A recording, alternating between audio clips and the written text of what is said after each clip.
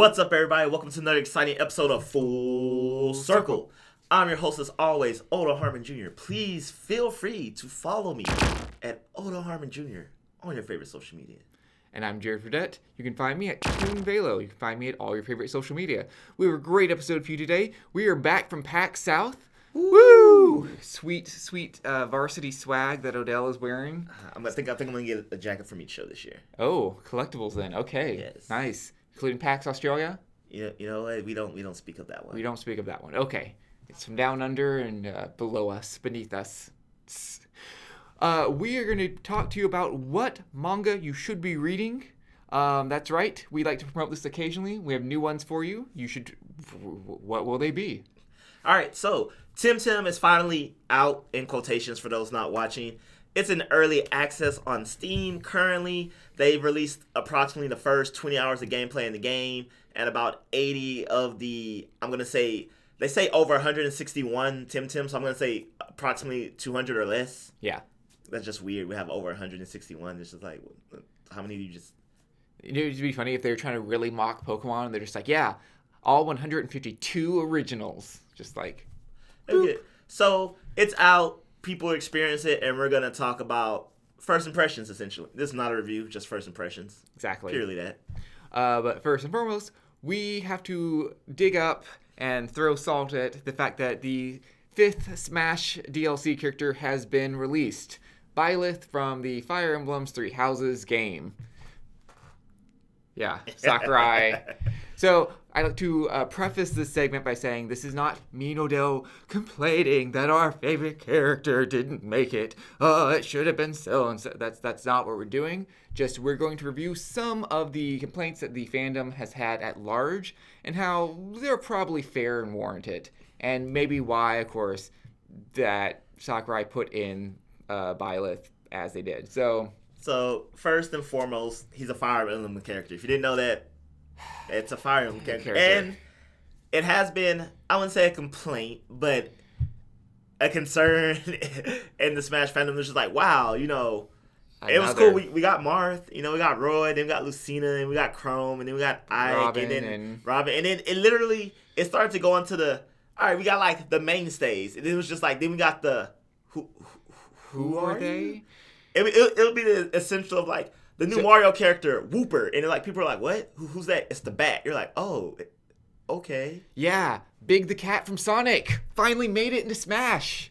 Wait a second. So this is kind of a twofold, right? First of all, it feels to some people like these are getting more and more obscure characters, which okay, maybe for the Three Houses they're not, but additionally they have so many characters compared to, like I just said, Sonic. Right? It's like Sonic, Captain Falcon, Ice Climbers. How many characters do they have in Smash? 1. Like Sonic, come on. He's like classic Nintendo. Why don't we have Knuckles or Dr. Robotnik or Tails? Hell, even Amy. Like I feel like Amy, she has a giant hammer, Right. These could be easily implemented, I think. But there's just no love for so it kind of just feels like a backhanded slap to the rest of Nintendo history. It really kind of just feels like playing favorites for Fire Emblem that they want to like push out money for. I keep seeing that people saying this is an advertisement for, but I'm just like, one, I don't feel like it because one, Three Houses already sold well. Well, and it's not gonna just up in sales. It's not gonna just spike. No, it might though, because remember, like Marth and Roy were introduced almost by accident. Like they weren't going to be in the English version of the original Smash because nobody knew who they were. Yeah, over here in the West. Yeah, and so it's like, we'll just leave them in because why not? It feels like more of a trouble to program them out. And so then because of that, Fire Emblem as a series in the West took off. And each successive character that they've introduced has bolstered the Fire Emblem brand. So, but I'm like, at this point, they're pretty well established in the West as well. It's true. Again, if this character was announced pre-Three Houses, but Three Houses already sold well, reviewed well, etc. So, I mean, I did see this interesting online. People were like, fighting game community's new DLC character, woo! And it was like, Smash community, new DLC character, and it was like, they were all crying. Yeah. I mean, I guess the plus... Oops. It's like, look, brand new cereal, boys and girls. Sakurai's, oops, all Fire Emblems. I mean, and ultimately, I mean, there is 70 plus fighters in this game, so They make up about 10% of the cast now, though. oh yeah, they do. So, which is again, Sonic makes up 1/70th. You know, my problem with the Fire Emblem characters, like I think someone pointed this out. One, when you're fighting them, you're just like you sort of get mental like. I can't keep straight which one I'm fighting. I don't know the timing or the exact moveset of each one individually. Okay, Robin. That's the magic one, the one with the book and the sword. She's unique, or he's unique, depending on how you... They're unique. So I have a pretty good mindset on how that works. The water dragon one, I'm always just like, you have this weird launch lance thing, and your counter is like a reverse counter. And someone also pointed this out. What makes the Fire Emblem characters, they at large, the ones that can be male or female, depending on which one you're fighting, he's like, I swear the frame rate is different. And I'm like, I can probably see that. And even if it's not, someone's just like, visually, if I'm used to fighting the male and then I fight the female, it throws me off. Which character is this? Wait a second. What's your moveset? Like, he's like, mentally, I know it's the same character, but just because it's not like a different color swap. It looks like a different character, like the body builds, some look, and he said it just throws him off. And I was like, that's happened to me before because I always fight the female water dragon one. I don't know if she's not usually a female in the game, but when I fight the male one, I'm slightly like, wait a second. I'm like, is my mind making me think it's another Fire Emblem character? Right. So, we mentioned Lucina and Robin, which are pretty unique, but everybody else, and this is point 2 now, is a sword fighter, which. Again, I feel I can't overstate this. We're not complaining like, crap, another sword fighter. But the fact that in the release trailer, they purposely make fun of like, oh, you're back already? Too many sword fighters? Like, so it's the fact that they acknowledge that this is a complaint from the Smash community and once again kind of slapped it back in our face that there's so many sword players. When they announced Chrome, for me personally, that's also like, but Chrome is literally like, not a reincarnation of Marth, but like they're playing on like Marth's like the OG Fire Emblem character, and he's like the new Mar, yeah. And it's just like, and he's like Lucina's father, and it's just like, man, and they all got blue hair, and it's just at some point I'm just like, man, they do all have blue hair, except for Roy, which again I recognize at least. I mean, they all fight differently enough, but especially with the introduction of the Echo system, I'm like, you could have just made like. Or did something like the hero, just be like, you know what? Here's the same character, but just with like a generational difference, like in the skin. Have you seen? There's a meme that I'll put up here where it's like, yeah, of course they're just all Echo characters. So it has Marth, and then 8 little insets of each being an Echo character. It's like, there we go. Just tidy up this whole menu here. Yeah. But I mean, Blythe. I'm not gonna lie. I retroactively went back and watched because the Smash Direct always comes on, at least for her in Central Time while I'm at work. And so like I'm literally watching it at work. I'm trying to like we had a more to meet that time too, and I'm just like, all right, come on, let me just get the intro. I know he's gonna do the deep dive in the moveset, and it's like Fire Emblem character, and it was just like, oh, no need to secretly hide this anymore. Okay, I'm back to work. I will watch this later. Right. I mean, I guess to be fair, he won't be a sword character when he comes out. When they come out, because they'll have the ancient weapons. I haven't played the game, so I don't know what those are specifically. So whichever one you choose, Final Smash looks incredible. I'll give them that. I enjoy the more over the top cinematic Final Smashes. For our viewers at home who can't watch the play, describe it to them. Oh, okay, it's I don't know, like the so goddess. You get the Smash Ball, and then I don't know, the goddess or general lady. I don't know who she is. Like she comes out with the green hair. Yeah. Who's not Mother from Polytina. Yeah. Yeah, she comes out and then like it goes to this sequence of like I don't know what weapon it is. It like changes forms or whatever. Mm-hmm. This is a horrible explanation. It's okay. We will put up visuals, and everybody else will just have to come and watch. Even if you're listening, like this is just something you're gonna watch. This is like trying to explain. I don't know, something that's hard to explain. Great metaphor. Yeah, excellent metaphor. But for all those who do feel slighted, we got officially announced that 6 more characters are coming. Woo! They've already been decided. So all our well wishing and letter writing ain't gonna change who they are because it's already set in stone. $5 says one of them's a Fire Emblem character. You know what? I want him to double down, and they all just be Fire Emblem characters. Could you imagine? Just be like, you know what? That would be funny. Interesting note, and a more serious interesting note. Somebody actually predicted Blythe back in November, and now they're predicting number 6 is going to be Crash Bandicoot. Ooh, that'd be fun. That should be interesting. Admittedly, I was like, wait, we already have him. He's right here. That's Banjo. Whoops. Just because of how the first 5 went, I think we're going to get okay, Crash is to be expected. We're going to get another Joker, another wild card, whoa, no one saw that coming. Mm-hmm. Which I think that made him that made that reveal amazing, because I don't think out of all the people suggesting characters, I don't think not a single soul. Okay, so even. if I am to, let me interject my one complaint. It's not that I was upset that it was Blythe and from Fire Emblem. I was just really, really hoping for, like you say, an off-the-wall character that I wasn't expecting. So I am disappointed by my lack of surprise, and that's my only real beef here with the Fire Emblem character. I feel I kind of relate to that. I won't lie, but with this, let's say the predictions are true, and the 6th one is Crash, or the first one of the next 6. Mm-hmm. I feel the other 5 could possibly just I feel like these next 6 will all be more or less off the wall surprises, even if they're to be expected. Let's say Sora comes. Mm-hmm. Everyone kind of expects Sora will probably be a character at some point, but it'll still be a huge surprise. So, all right, here's my prediction Odell's predictions. So I'm gonna go with the guy who predicted Blythe, because I feel like that's way too random to. He probably knows what he's talking about. So we get Crash. Okay. We get Sora. Mm-hmm. We get Klonoa, which has always been my personal pick of his you being Smash. Okay. Then we're gonna get an arcade classic. People keep saying Cubert. I don't think it'll be Cubert, but I will say Cubert asterisk arcade classic character. Which, I mean, because since we got Pac-Man, I feel like we're gonna get another retro character. I don't know who that could be. It would probably be an arcade character I never heard of. Right. What's the guy from the game where you blow up monsters? Where you get it was Dig Dug? Dig Dug. There we go. I couldn't remember his name. I was saying that would be fun.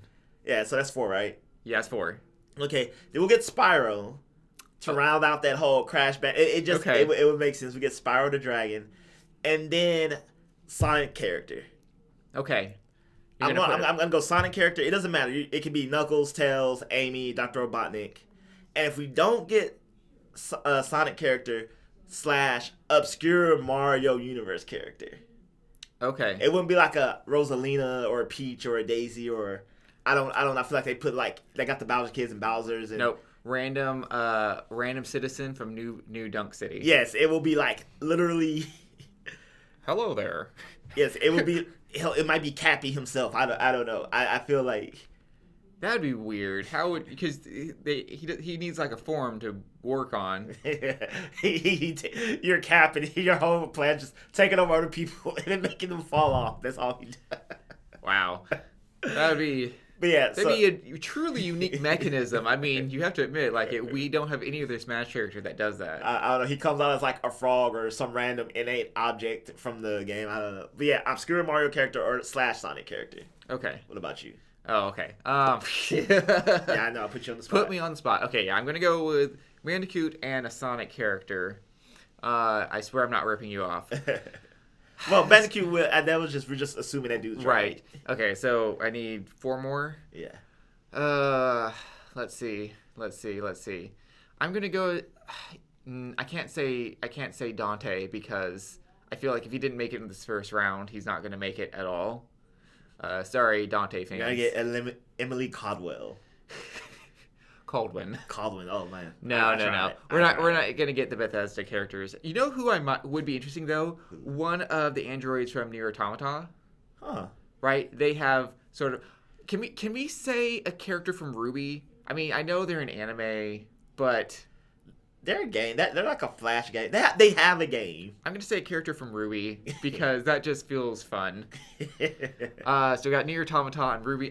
Honestly, these are just my wild card picks at this point. If I'm being honest, I'd probably have to agree. Top people would probably be Spyro and Sora, and probably a classic arcade character too. I'm trying to think of if there's somebody from Marvel vs. Capcom, that we haven't plucked yet specifically.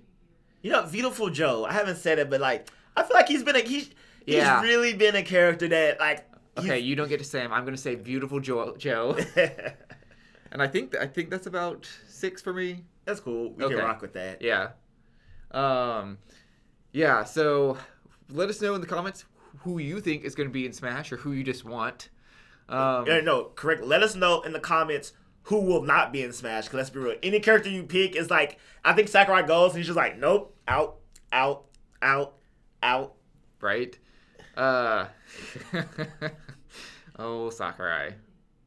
But speaking of characters who are out, Pokemon. Ugh, it's out. Toss it into the flames. We don't want you no more, because we've got Temtem. So I would like to say, when we first talked about Temtem, it was before the buzz. Like, I think the first time we actually talked about it, people didn't even know what we were talking about. No, people talked to me, like, before they saw our episode, people talked to me recently saying, hey, have you heard about this new game? I'm like, you haven't watched the show. We talked about that, end of November? Yeah, like, before the holidays. Yeah. Completely did.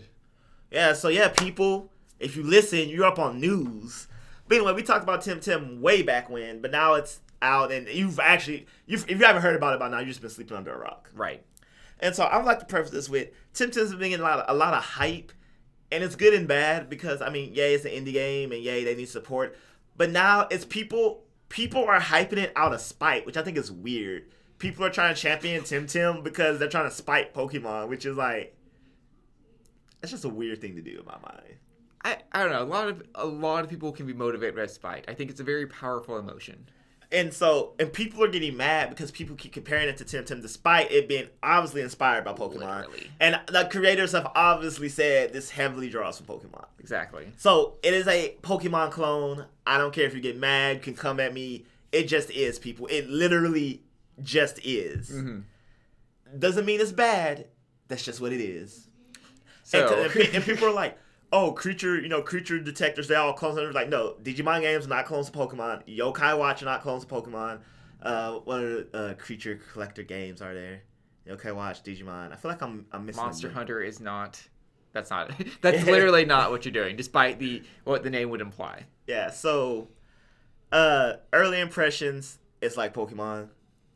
Early issues is, since it's an MMO, the servers are kind of shot with a lot of people on it. Right. So this is one of the problems we said way back in November, right? Unlike the wild area, which spawns people that you can greet, they're not live and there, and you aren't really interacting with them. Unless you join their camp.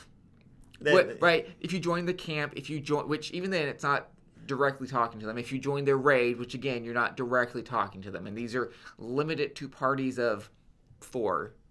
So, like Odo said, this is an MMO, like RuneScape, WoW, where it's having to spawn everybody in real time together, which is a huge processing burden. So a lot of issues that a lot of people have been running into is for an indie game especially is queue wait times. You're 86 in line to get in, and once you get in, you can start playing and having fun. But if the game crashes, freezes, or doing anything, you're not only are you kicked out, progress possibly saved, possibly not, you're queued up again. And those queues can be really lengthy. So imagine getting on, being 10th in queue, cool, waiting like 5-10 minutes, getting in the game, playing 30 minutes, kicked out, now being like 1200 in queue and waiting 30 to 45 minutes up to an hour to get back into the game, to possibly have lost progress of what you've already played. Right. We should note here that this is especially bad or potentially not bad because this is, again, early access, so there are kinks to be worked out. It is to be fixed. However, it is also early access, and we're already having limit problems. Like, I remember I saw a video from Abdallah who's like, don't worry, just waiting to get in. It's like, wow, you published this. Like... And so another of my concerns is, okay, so the early access, we'll get into the game later, but the early access, the game's supposed to come out in March, approximately, March 2020. That's pretty close. As of this filming, I to my knowledge, that date hasn't been moved back, like all the delays. But right. It's supposed to be on PS4, Switch, Xbox, I believe, on the consoles. And PC. Yeah. Those are all going to require different servers. They're not going to be using one server. So that's a server for each of those. Mm-hmm. And there's no telling, especially with the I want to spike Pokemon crowd, the Pokemon fans who just want to play it like me, it's going to get a lot, for better or worse, a lot of people are going to dive into this game head on. Mm-hmm. Yeah. And probably more so because of the spike. Right. And that's just going to be a lot across multiple platforms, multiple servers. I don't know if the game's going to be able to handle that. Yeah, we're just going to have to see. I have seen people already... I think, did you send me the meme where people are already jumping the Temtem ship? Like, hey guys, I found this new great Temtem clone. It's called Pokemon. Yes, I sent you that meme. Yeah. It's so funny when when people reinvent the wheel to like rediscover things that it's like okay, small rant against anti-vaxxers. I don't feel like pumping my kids full of chemicals. There should just be some way to like introduce them to the virus so their body can learn itself. That's the principle of a vaccine. You invented the vaccine. And we were going to put a period on that conversation. There we go. Speaking of vaccines, things you should do, things you should be reading are... Damn it, Jared, I had more Temtem talk. Well, we gotta do the segment. Okay. All right, real quick before we do that. The gameplay is cool. It's fun. The monsters are actually pretty unique. I don't know if it can hold my attention to like play hours on end. But, I mean, as far as clone goes, they did a pretty good job, so hand clap to them. Woo. All right, things you should be reading. Speaking of hand claps, things you should be applauding are... So, we like to introduce you to a manga and other shows and things you never heard about, like we do with Temtem, months ago. So, things you should be reading. I would like to say, Chainsaw Devilman. It is a shonen, but I promise you it's unlike any other shonen you've ever read before. It is mature, dirty jokes, mature themes, and it pretty much stomps on every story trope ever written in humanity ever. They had a tournament arc that lasted half a chapter. That's hilarious, because I assume the main character just loses. No, he doesn't even lose. Like, they're fighting like a bad guy, and it was just like, you know what? We can't kill this guy. He's like not immortal, but he's like one of those, like, I can regenerate, like, endlessly. And he was like, and this guy killed one of the main character's friends and the other character in this panel, and they're like, and he's like, how are we going to decide who gets to punch him? And he was like, we should have a tournament. And he was like, a tournament between everyone in the bureau? He was like, no, just between us two. And it was like, how are we going to decide the rules? It was like, let's see who could stomp his nuts to smush first. And that was the tournament. Let's see to stomp him in the nuts until he like lost consciousness. That's terribly dark. Yes.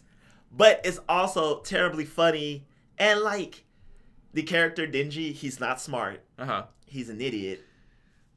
Okay, no. I mean, like... So a shonen character. No, I mean as in, like, dropped out of middle school, can't do, like, basic math. Naruto. I think... Luffy. Asta. Keep going. He gives into his desires. In a sense that, like, a sexy girl told him, come work for me and do things, and I'll let you feel my breasts. And he was like, cool. That's his motivation, to fill this girl up. Okay. And then he realized, and he was like, I need more motivation in life. I'll try to sleep with her. Retroactive PG-13 warning for all of our listeners. And the other cool things about it was they were like, what about the morality of this? Like, think for yourself. And he was like, nah, thinking for myself's too hard. He was like, they feed me and I have a place to sleep. They're like, what about the evils? And he was like, I mean, what about it? They're like, you could be evil. And he was like, I could. What if you are? He's like, but she promised me a boob. Like, and the characters around him equally have... all right, spoiler warning. So, slight spoiler. So there's a character, right? Mm-hmm. And they're in this group, and everyone is killed minus 3 of them, right? And they all go through PTSD and all horrible things. And the girl ran away, and she came back, and she ends up saving him. Like, at the last minute, she comes back, and he's like, why'd you come back? Why'd you save me? And she was like, I realized I get a raise next month. So I couldn't quit. It wasn't like it was literally a financial decision. Like, that's relatable. I was due for a raise next month. So when she came back and saved the day, it wasn't because she had a moment of clarity. She was just like, oh, if I quit, I don't get my money. Yeah. That's why you should always line up a new job. So again, Chainsaw Devilman, great. Samurai 8 from the creators of Naruto. It has all the tropes of Naruto, but it's in space, and they can slice up moons. It's too early to tell if it'll be good, but it is definitely, it's one of those things like the art is great. Uh-huh. And that's why I read it. It has great art. There you go. My Heroes Vigilantes, we talked about it to nauseam. If you don't know about it, read that. But what I'm going to champion here is Beastars. So the anime is supposedly coming in March. Netflix said early 2020. So I'm going to assume Q1. Mm-hmm. It's already January. They haven't said nothing for February. So it's either March or April. Right. And it is a great story. So everyone knows what Zootopia is. Now imagine that, but real. And when I say by real, I mean it's not in a parameter box of... It's not Disney-fied. Yeah. This is, again, a PG-13, possibly R rating warning. We will keep the discussion at least PG-13. It's very real. It's Animal Society, if Animal Society was real in every sense of the word. Mm-hmm. It deals with racism from, like, so many angles. I don't even know how to describe it. It's like racism, speciesism, genderism, also known as sexism. Sexism. General discrimination. Classism. Classism. That's a big one. That's a real big one. Which is incredibly impressive. It's not divided along the herbivore carnivore line either. Yeah. Like both classes have their own caste system. Yeah. Yeah, it's pretty much every horrible system society's ever had to divide people times 10. Yeah. They do not shy away from these people. This is a broken society. The characters are written wonderfully. Like, they are each complex and deep in their own mind. I mean, in their own regard. And it doesn't shy away from, like, I'm just going to be honest, there's, like, a slut character, and she is a slut. And it's not, like, she is slut-shamed. Like, that's who she is as a person, and she owns it. Mm-hmm. You know, there's a character with inferiority complexes. Well, there's several characters with inferiority complexes. But they are, like, full-on and present. Like, they don't shy away from them. Mm-hmm. They take them head-on. And it's not done in that loosey way, like... I'll say, in a weird way, as you're describing it, it almost... The approach to the storytelling reminds me of Steven Universe. Obviously, the tales aren't alike in any way, but I'm saying each character has a problem that we directly address. Like, we don't shy away from it. We don't vaguely be like, oh, and now, readers, they, worked it out. Wink. They blatantly tell us how they did or did not work it out. They don't leave it up to imaginations and vague hopefulness. And the thing I like about all these character problems, like, a lot of in stories, people exist in their problems in a bubble. Like, this is character A with this problem, this is character B with this problem. And then, they all work it out. Like, no, these characters interact and weave in each other's lives, creating more problems, relieving some. And, I would say it's so close to realistic human interactions and emotions that it's creepy. Just because it's that raw. Like, Steven Universe is raw, but there's still, like, a level of, like... they're magical. I say it's still a kid's cartoon. There's a certain level of fluff, and, like, it always ends happily. Yes, this is more like realistic human society. Not everything ends happy, and it's just bad. Right. But speaking of ending happily, we've reached the end of our time with you. We hope it was a happy time. We'd like to thank, before I sign off, we'd like to thank our patrons. Woo! Feel find us at Patreon, Full Circle Podcast. Please donate. Maybe become a Patreon. If not, just keep spreading the love, watching the show, and, giving us a 5-star rating. How about that? Quote unquote, interacting with our content also spreads us far and wide, and we appreciate that. So, for Full Circle Podcast, I am Jared Fradette. You can find me at Toon Balo. And I'm Harmon Jr. Find me at Harmon Jr. Have a great week, everybody.